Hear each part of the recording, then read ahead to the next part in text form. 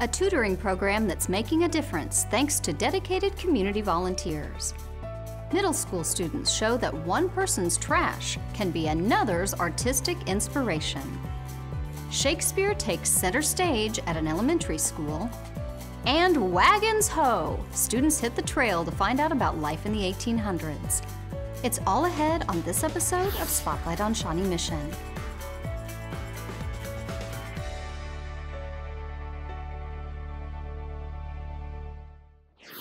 Welcome to Spotlight on Shawnee Mission. I'm your host, Leanne Neal. Community involvement can play such an important role in a school's success. At Rosehill Elementary, community volunteers are the fuel that powers the school's successful tutoring program. We do homework, and sometimes we could have free choice and read a book or go on the computers. We get to color, we get to do our spelling. Sometimes we get free choice. We get to play cool math games. Avery, Leah, and Jesus stay after school each day for something called Y-Care. We're looking for the one on the negative side. We're looking for the one closer to zero. The program run by the YMCA includes snacks, activities, and tutoring time with volunteers. About half of our population are English language learners. There is a big need for reading, especially. There's no way I could do this program without the volunteers that we have. The adults come in and the kids just love them. I mean, and I told them during their orientation, I said, one of the things you have to do is to realize that when you start coming, these kids become attached to you very, very quickly. And so when you're not here, they want to know where you're at and why you're not here. And so it affects them a lot more than you think it does. And so they have really bonded with these kids, and the kids in turn have bonded with them as well. So it's really a nice thing to see.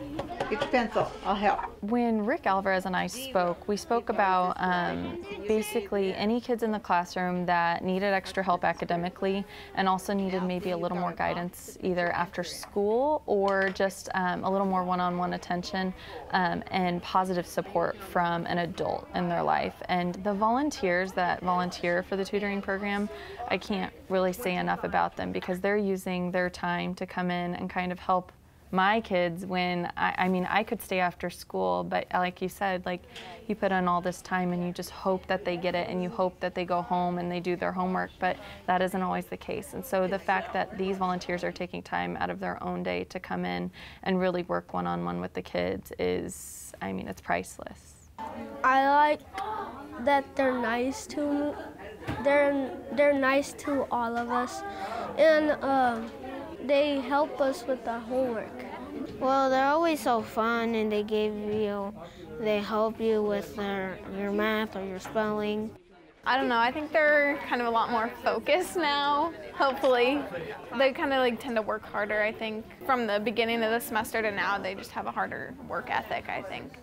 And just kind of improving on their basic math or whatever. Just more practice has been helping them improve in class.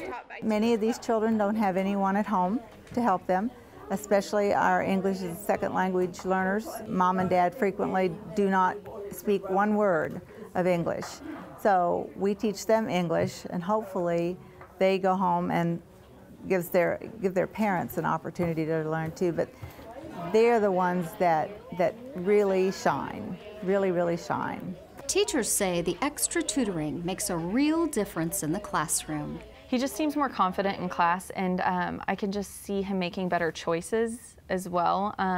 Academically, he's being more successful than ever, and he's giving better effort. And I won't say that he's always right, but he's always trying, and that wasn't the case before. Stephanie's student, Emmanuel, even made the honor roll for the first time and received the school's I Can Award for having a can-do attitude. The I Can Award is only if you say I can do this and you can accomplish stuff. It feels really proud to me whenever I got up to the stage, and it was really fun.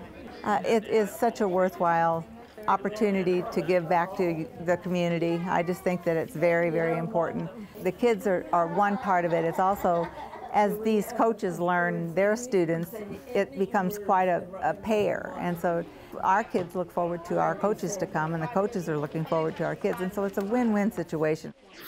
Rosehill received a 21st Century grant, which helped expand the tutoring program.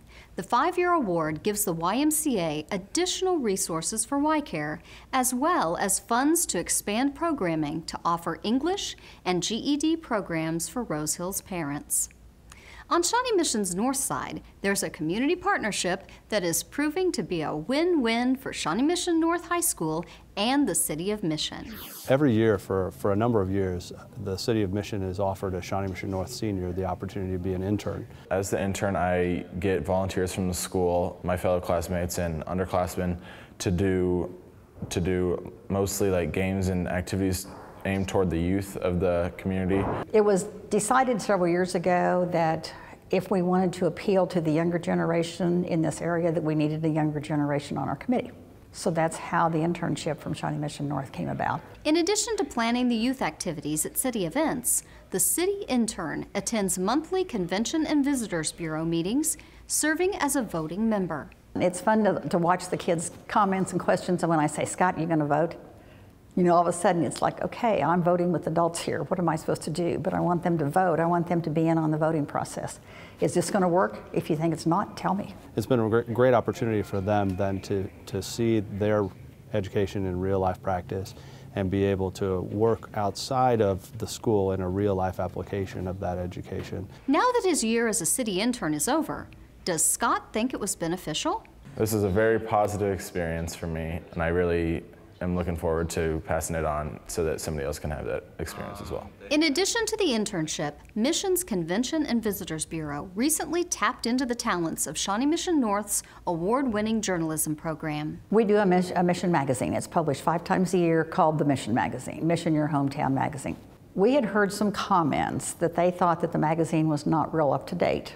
So I called Becky at Shawnee Mission North and asked her if we could bring some magazines that we had done, we'd already published, and have the journalism class critique them. They brought us all of their issues of their magazine for us to look through. And since we're designers and photographers and writers, we gave them tips on how they could improve maybe the look of some of their pages. Their main goal was to make their magazine better, so that's why they came to talk to us. Mission Magazine gave Mariah another interesting opportunity. A chance to do the photography for a story on Shawnee Mission North's International Baccalaureate Signature Program. It was just awesome. I mean, we were flipping through the new issue, and I just go, that's my picture, I took those pictures. And it was just really cool to see, like, oh, my name, and I took those pictures. It was just a moment of joy. IB students who were interviewed for the article appreciated the community taking an interest in what they're doing. I thought the article was fantastic. It had a great balance of me, Sarah, and what IB actually was, and it did a great job of showing our hard work and showing our appreciation for it. It meant a lot because I said earlier that adults really sometimes don't listen to teenagers. I mean, everyone likes to be heard, so it's really nice when people take your suggestions. I just hope that the community learns that the youth of today have great ideas, that they have valuable ideas, that they are of value to our community. You know, there's just a lot of things they can learn from the adults. There's a lot of things the adults can learn from the youth. In addition to its relationship with Shawnee Mission North, the City of Mission also partners with Rosehill Elementary. Up next, middle school students invest the time, and it pays off in the form of big donations to several of their favorite charities.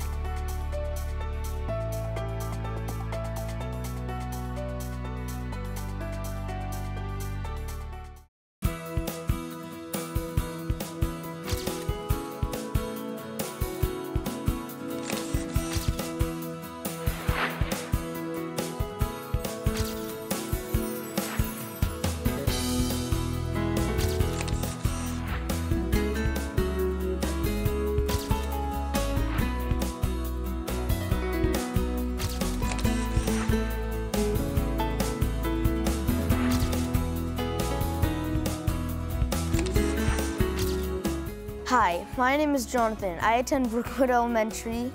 and I read the book Tuesdays at the Castle by Jessica Day George. The three main characters are Celia, Leela, and Rolf. Tuesdays at the Castle is mysterious and funny. It's mysterious because Celia, Leela, and Rolf's parents go on a trip and they disappear. Rolf, who is next in line to be king, needs his dad, King Gloyer, to make it official, so he sends out a bunch of knights to find them. Celia thinks the castle talks to her and that her parents are not dead. Tuesdays at the Castle is funny because the author makes the story hilarious. Watch out for Tuesdays, read Tuesdays at the Castle. I rate this book 5 out of 5 stars because it's a book you can't put down even at dinner.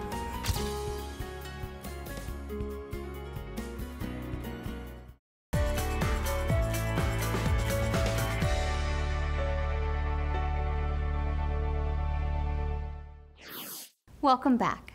6 community organizations are better off thanks to the hard work of a group of Indian Hills Middle School students. Now she rides the bus each day with confidence, knowing that a wonderful and safe environment awaits her. This is the Children's Place. This is one of 6 student presentations on a nonprofit organization given by members of Indian Hills Junior Board. These presentations are the culmination of a year's worth of study about nonprofits and how they function. They learn to look critically at financials, they interview executive directors, they go on site visits, and learn that there's more than just going to an organization and volunteering your time. We talked about philanthropy a lot in the beginning of the year and why philanthropy is important and what it is, and it's basically the art of helping others, and that's why we're all here to learn about nonprofits. Once a month, Amethyst Place holds a clothing drive. Students then divided into 6 groups. Each group selected one nonprofit for their presentation, and students took their research seriously. Well, the presentation included the financials, the mission statement, statistics, and outcomes of the organization. The United Inter-City Services mission is to provide opportunity and support to individuals and families for the promotion of community and personal empowerment to enhance the quality of their lives. They had very, very good, insightful and pertinent questions. They clearly had done their research. They had taken the time to look into who we were before they came to the Children's Place. I think the fact that they were working for a real world, payoff, if you will. They knew that their presentation and their research was going to result in money for people who would really benefit from it. Was a real big motivator for them. And did his family bring him there because they thought he needed assistance with that? The panel of judges who heard the presentations was also impressed by the students' work. I thought the presentations were great. My expectations were pretty high because we'd met the kids before during one of their sessions, and they blew away all the expectations that I had. It was really great to see. Good teamwork, good energy, great visuals, and everyone tugged on the heartstrings a little bit, which was nice to make it very personal to each of them. Many people don't know that the average age of homelessness is 7.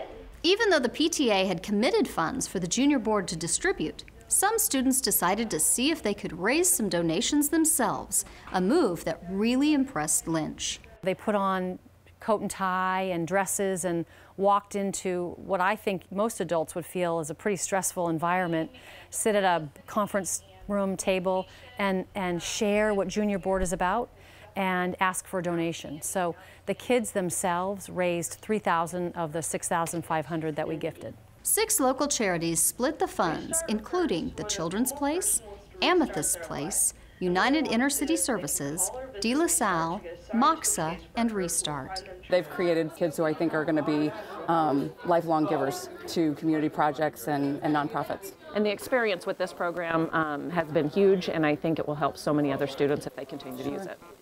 I think it's really important to show us now, kids who may not even know that it's important to help people, that philanthropy is still out there and we need to be a part of it. Based on the success of the Indian Hills Junior Board, Lynch hopes to start a group at Shawnee Mission East next and then expand it throughout the district. At Indian Woods Middle School, students are beautifying their campus by turning trash into artistic treasure. So we are doing an installation out in the courtyards here at our school. The kids are basically repurposing what would otherwise be trash. So the Kansas Green Schools grant was able to fund visiting artist Sabrina Stairs, work with the students she was able to share her artwork with them and then work with them in making their own installation to put out here in our courtyard. She does a whole bunch of environmental photography. She has done a lot of pictures with her daughter, and she's actually really creative with her pictures. She has one like taking multiple pictures of her daughter, as in like rushing and getting ready in the morning, which a lot of middle schoolers can relate to.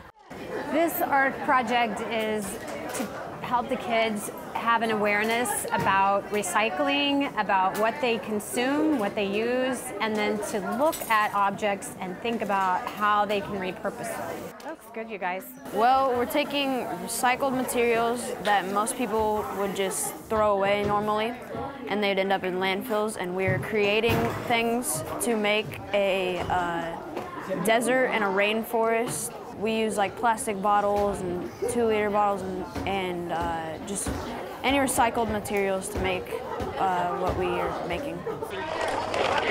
What we're hoping that it's doing is creating a new perspective of how things can be used, or also to create an awareness of how much we throw away, because they're digging through lots of trash that they have created, and it's like making them see the trash and realize what we do with it.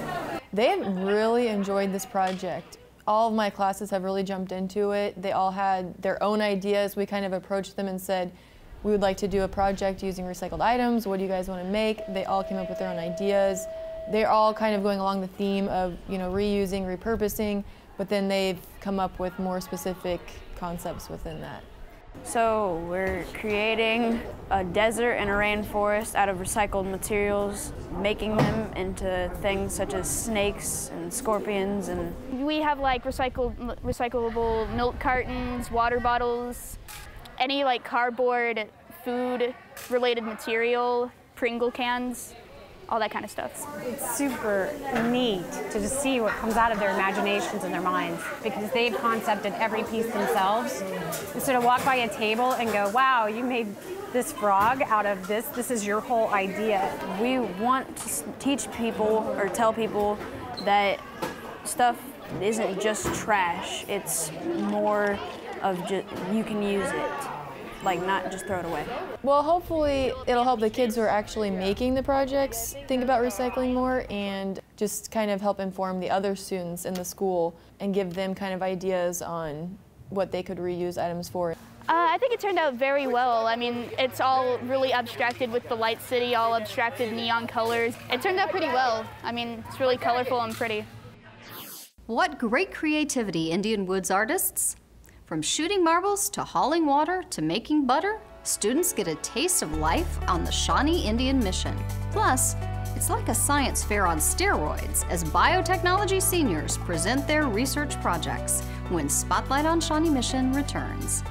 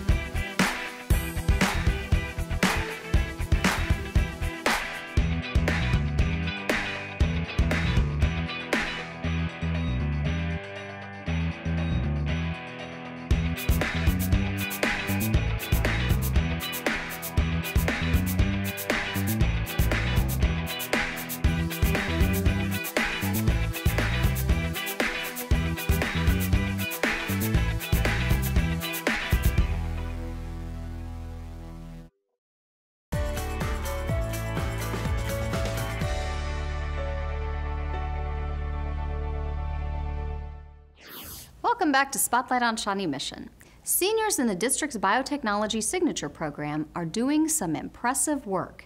Here's an example. My project was the biodegradation of lignin for biofuel production, developing an assay to determine the presence of lignin-modifying enzymes being produced by native organisms in Johnson County, Kansas. A pretty complex title, but Catherine says it boils down to finding a faster way to turn plant waste into something called cellulosic bioethanol.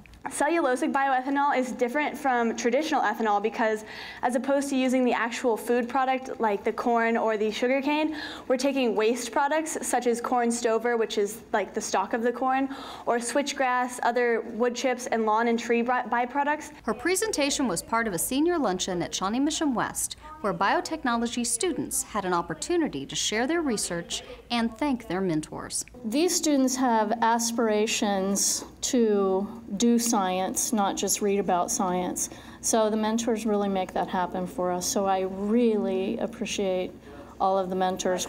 Our teacher, she connected us with a professional that we were able to go and shadow essentially for essentially this entire semester.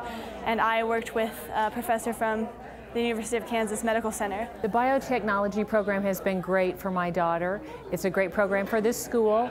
It has really helped give her a direction for her future. She's going to major in chemical engineering. She knows what she wants to do in college. So it's really been hands-on more than just reading about it. And this is the exciting part. When I showed this to Dobbins, he said, whoa, because this means that starvation activates the Tribbles protein. And so that is really exciting. Another student's research results indicated that starving fruit flies caused one type of protein, called S6K, not to mask another called Tribbles. What's so exciting for those who aren't biochemists is that this finding could be a piece to the puzzle that leads to a cure for diabetes. Not quite your typical high school science project. It makes us proud to support these types of programs. And after watching this presentation, these 3 presentations today, I looked at my colleagues and I said, you know, it makes you feel really good. You get goosebumps thinking about the future of our country and our world when you have kids that are saying, we're going to cure cancer and let people live longer. It's just amazing to see these bright students, and to be a part of, even a little part of helping them get to that goal is priceless. Great work being done. Our thanks goes out to the mentors in the research and business communities who partner with our biotechnology program. At Brookwood Elementary, students are enjoying a bit of the Bard. Check out the Beaver's 2nd annual Shakespeare Festival. Pardon me, sir, a word. My father was quite wealthy, and I am to heir to his lands and goods. I don't have a lot of time to come wooing, so I was wondering, if I can win Catherine, what dowry do you offer? Today we had readings of Shakespeare. The 4th grade at Brookwood did the comedies. This afternoon the 5th grade will do tragedies. And this was basically my idea last year. This is our 2nd year to do this. And I thought that it would be fun to expose students to Shakespeare in kind of a non-threatening, fun way. I will be angry. Why shouldn't I? Friends, let's go into the bridal dinner. I see this man won't get a fool of a woman unless she has the strength and spirit to resist. They are understanding the vocabulary. We've done a lot of work on the phrases that Shakespeare has coined, which we use today. And so we just practiced, and we've been learning about the history of Shakespeare and the times and such. You know, the students did a great job. It's wonderful to see this exposure to classical pieces of literature, and they did a really nice job of really taking on the characters and having fun with it. I wanted them to know that Shakespeare is approachable and something to have fun with. I have a plan for handling Catherine. I'll be more contrary than she is, but smother her with kindness. At first, before I read any Shakespeare, I didn't like it at all because I didn't know what it was and it sounded really boring. But once I actually did it, it was a lot more fun. Yeah, they're all about Shakespeare, and they're actually finding references to Shakespeare in their everyday reading. Their chapter books oftentimes have phrases and character names and such in their books. Liar, it's Hortensio, isn't it? If you like him, you can have him. Perhaps it's Grenio you prefer. He's rich and will keep you in style. I was playing Catherine, and she's a shrew at first, and then she gets tamed by a Petruchio, and then she's more agreeable. Where are your sister and Hortensio's wife? Sitting by the fire, chatting. Then go fetch them. Last year we only worked with the 4th grade, and this year we added the 5th grade. Next year their 6th grade play will be Shakespeare based, so I guess Brookwood's all about Shakespeare.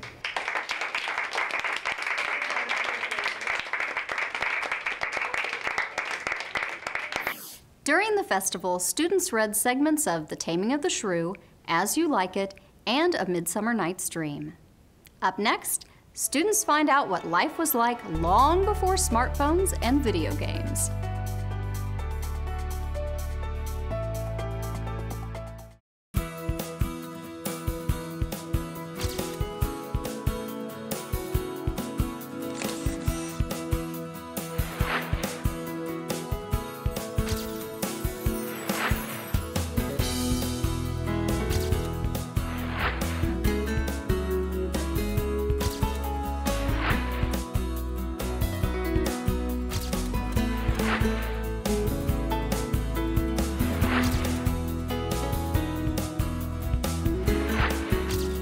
My name is Harrison, and I read The Candy Bomber by Michael O'Tunnell. Candy Bomber is about Lieutenant Gale Halverson, who became known as the chocolate pilot for dropping hard candy, gum, gumdrops, and even chocolate from his airplane to the children of West Berlin during the Cold War. Candy was as rare as snow in the desert for these West Berlin children, and Lieutenant Halverson decided they needed a treat. The candy drops became known as Operation Little Vittles, and major U.S. candy companies such as Lifesavers contributed to the cause. I give Candy Bomber 3 out of 5 stars. Though it might take some readers a while to get interested in it, history buffs like me will enjoy it. Read it!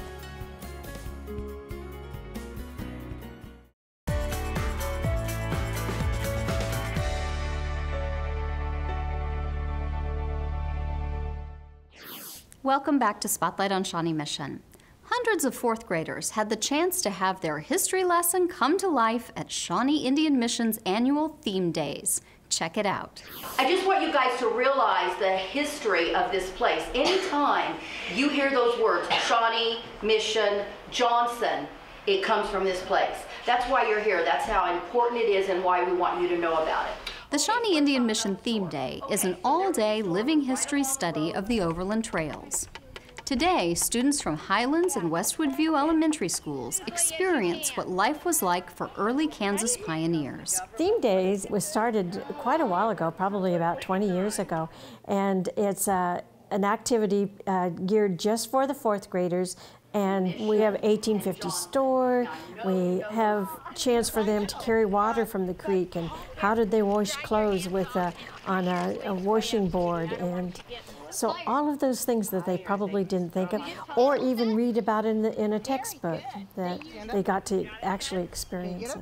Well, you have to put a towel on, and then you put the yolk on top of that, and then you have the strings coming down, you hook the water to that. They were half full in tin buckets, which would be what you wanted, because the wooden ones are really heavy. Well, I think it really makes them appreciate maybe what kids 150, 200 years ago, what they experienced and how hard it was. The Shawnee Indian Mission was established as a training school for boys and girls from the Shawnee, Delaware, and other Indian nations from 1839 to 1862. Declared a national landmark in 1968, it's now a museum and a favorite field trip destination.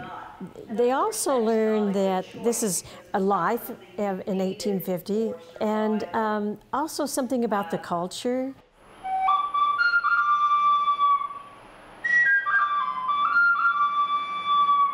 And also we have an Indian flute player that talks about the Indian culture. He's a Southern Cherokee, and talks about the culture and what music meant to them, and how that music is accepted in today's life.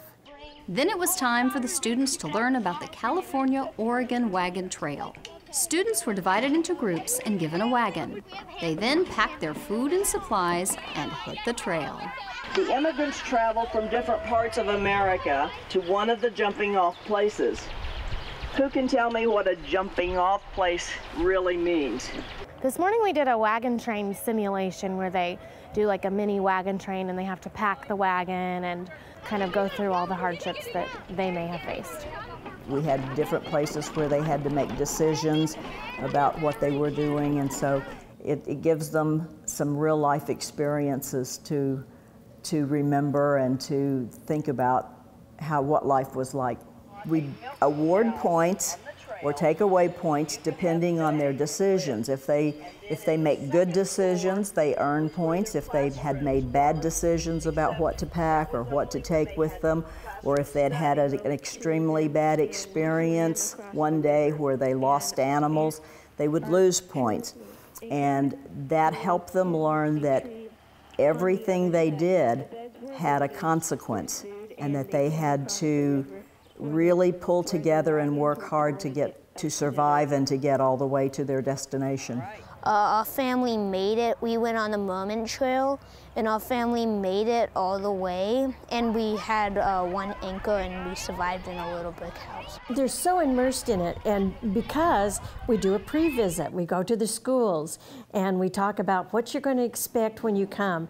And so they're really immersed in that and with anticipation. But then now when they go back, they're going to make some diary entries. They're going to evaluate what they did. So I think maybe it helps them understand not only what they did here, but also what that means to them. So what was life like for early Kansans? It wasn't always that simple and easy back then. It's more intense than today. Now that technology's invented, it's so much easier. They think it looks like fun, and then when they actually start doing it, they realize it's harder than it looks. Well, it's so very different than how they live today and how they experience life today. The kids have loved it. They've enjoyed it. I don't know if they could do it in real life, but a one-time thing, yeah, they love it. They're having a good time. Well, there's just a lot of old stuff that I don't know about, and I think that's pretty cool. Kids come here that have never been before, and they live so close to it. And a lot of kids end up coming back for other events that they have at the Indian Mission. I think we have something for everybody. We have enough things to do and to see here, whether you talk about Indian removal or westward expansion or bleeding Kansas. It all happened right here. So it's amazing that we're much more than just some exhibits to come and look at. Nearly 500 fourth graders got to experience theme days this year. Our thanks to the Shawnee Indian Mission, Friends of the Mission, and the Johnson County Young Matrons for hosting such a fun way to learn about history. That's all the time we have for this episode of Spotlight on Shawnee Mission.